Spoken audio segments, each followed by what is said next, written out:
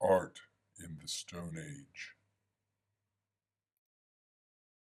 The first people were masters of their environment. They created tools and they mastered flames.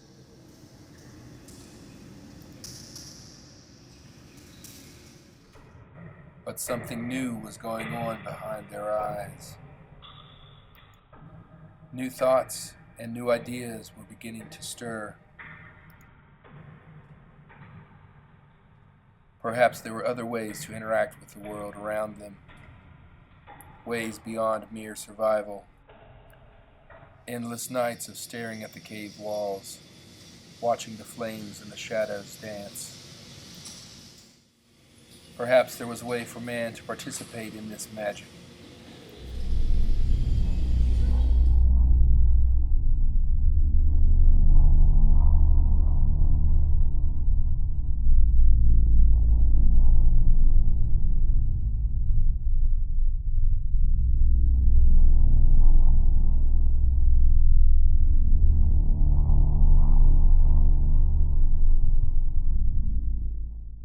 Using simple tools of stone and wood, they ground yellow ochre, which is a natural mineral owing its color to iron oxidation. The ground yellow ochre was then mixed with water, and a paint-like solution was formed.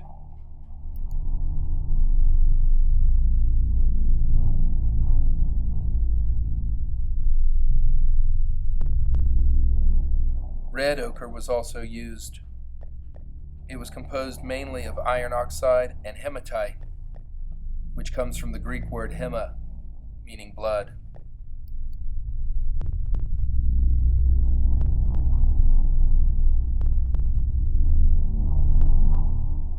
These early people painted images of animals on the walls of their caves.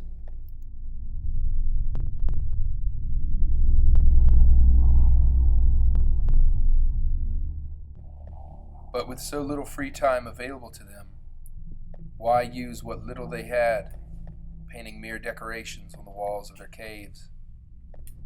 Could these paintings mean something more? Tools meant survival, but what did art mean?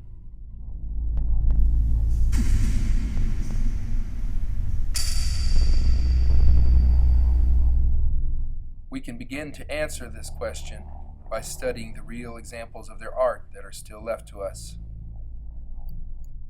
In 1879, Marcelino de Cetula took his small daughter with him to explore the Altamira caves in northern Spain. Since the ceiling was only a few inches above his head, he did not notice what was immediately above him. From his daughter's lower perspective, however, she was able to spot the beasts that appeared to roam on the walls and ceilings of the cave. But the experts of the time pronounced these paintings forgeries.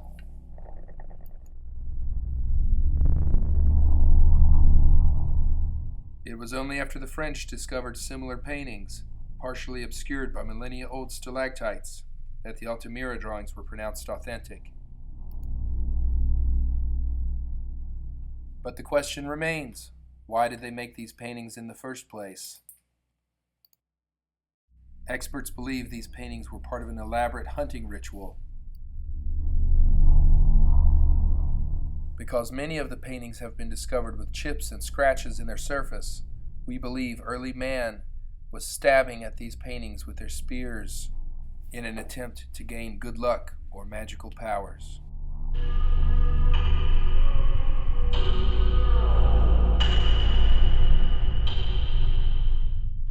Other paintings were made by creating stencils, which is a form of art commonly used by graffiti artists today.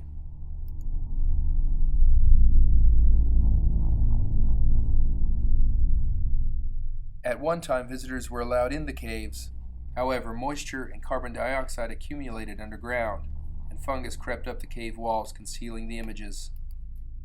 Since 1963, the caves have been sealed to the public. By the end of the Ice Age, with the climate warming, food was becoming more abundant. Early humans emerged from their caves to become herdsmen and farmers. And now that they had a more secure food supply, they had the time and energy needed to begin creating the first stone monuments. Around 5000 BC, massive architectural structures of stone began to appear. Stonehenge, a prehistoric structure found in Wiltshire, England, is one such structure. Constructed between 3 and 2000 BC, these massive stones, weighing several tons each, were dragged from as far away as 100 miles, with no roads and no vehicles. It is believed that Stonehenge was used as a burial site, a place of ritual, and as an accurate calendar. It may have been used to track the seasons, which would have aided in farming. The most detailed information we have on the construction of these giant stone monuments comes from Easter Island in the Pacific Ocean. The prehistoric people on this island created 30-foot-tall statues in the shapes of humans.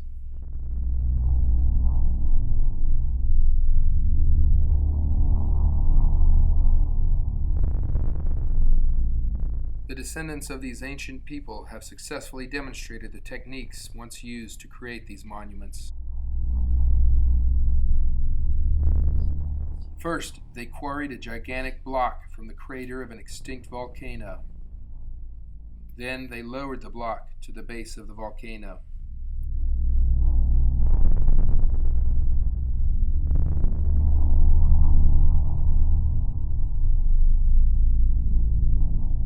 Nearly 200 people worked together to move the 25-ton block across country by hauling it with ropes on a wooden sled.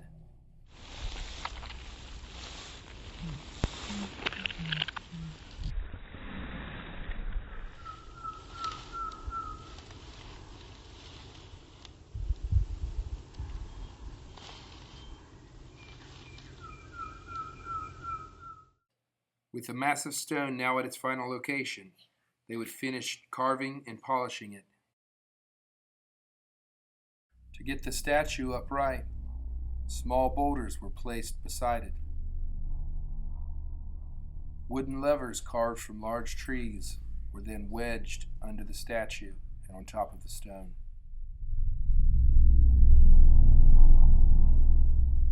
With enough people pulling down on the levers, the large stone began to rise into the air.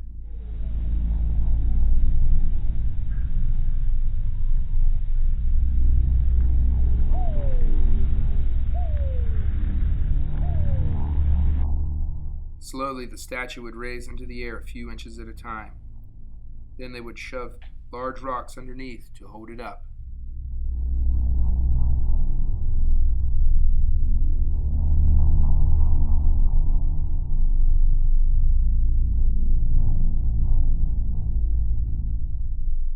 The levers were pushed in closer, and the statue raised a few inches at a time. After 2 weeks of repeating this process, the statue eventually slid into the hole dug for it.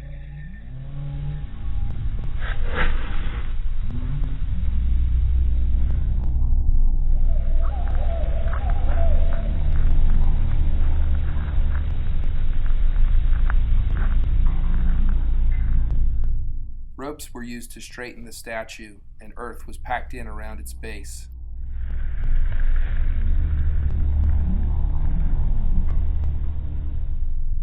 From start to finish, the entire process took about 1 year per statue.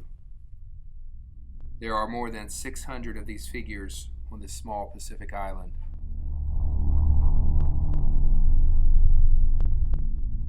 From moving unimaginably heavy stones over great lengths to painting in the deepest, darkest recesses of caves, it is clear that prehistoric art had real significance to those who created it.